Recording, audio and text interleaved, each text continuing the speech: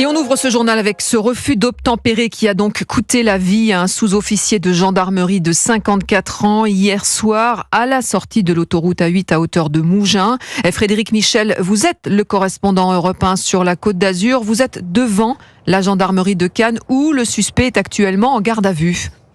Oui, cet homme en garde à vue ici à la brigade de gendarmerie de Cannes a été interpellé vers 4 heures du matin alors que sa famille venait de le convaincre de se rendre. Il était en chemin quand les policiers, grâce à la géolocalisation de son portable, l'ont cueilli dans une rue de Cannes, puis remis aux gendarmes qui mènent l'enquête. Le ministre démissionnaire de l'Intérieur a indiqué qu'il s'agissait d'un délinquant de la route déjà connu pour des refus d'obtempérer. Le chauffard présumé, un Cap-Verdien de 39 ans, situation régulière en France, détenteur d'un permis de conduire valide, était, semble-t-il, hier soir sous l'emprise de l'alcool quand il a percuté le gendarme. En tout cas, l'enquête devra le dire. Il était 20h40 sur le territoire de la commune de Mougins, à l'entrée de l'autoroute A8, au niveau d'une zone commerciale où les contrôles routiers sont réguliers lorsque le drame s'est produit.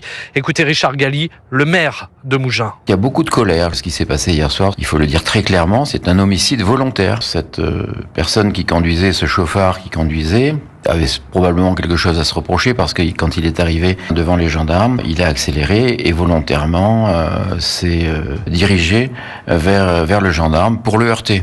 Il faudrait vraiment qu'on puisse trouver une réforme de la justice pour condamner vite, très vite et très fort ce genre de criminels.